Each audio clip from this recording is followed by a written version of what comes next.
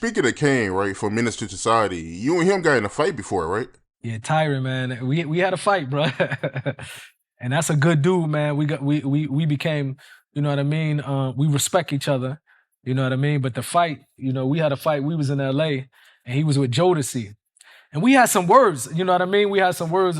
It's probably can't go into what's the reason. It probably was something ignorant, but we was having some words together. And he was with Jodeci, a few dudes I know. One of the dudes from Watts, they was all up there, and I was with my homie Doc, you know what I mean? So when we seen KC from Jodeci, he's like, man, follow us to the studio. So when I got to the studio, he was there with Tyrin, you know what I mean? And we already had some words. So when I see him, and I'm strapped, you know what I mean? In LA, I used to keep a strap on me.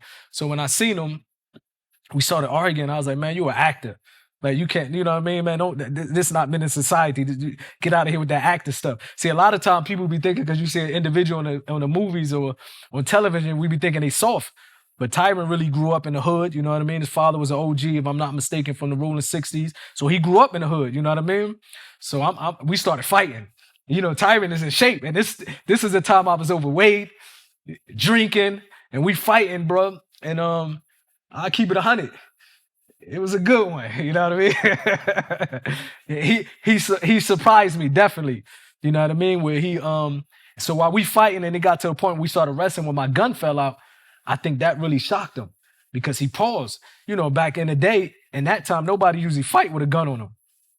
You know what I mean? But the way I am from Jersey, if somebody call you out to fight and you got a gun on you, you pull that gun out, you a sucker. You know what I mean? So you just got to fight. You win, you lose.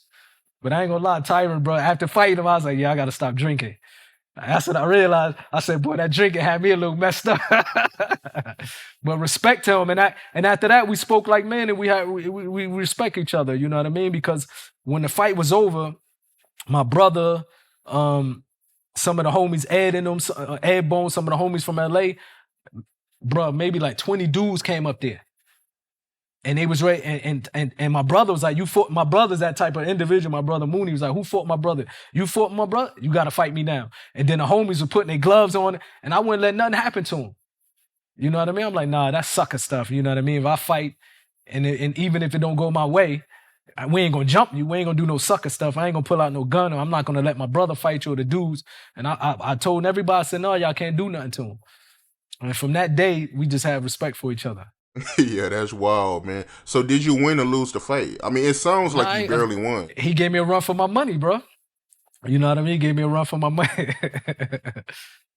It definitely was a good fight. It definitely had me out of breath. Where I realized, I was like, man, I don't know if it was the Hennessy or just out of shape, but you can. Oh, that's hilarious, man.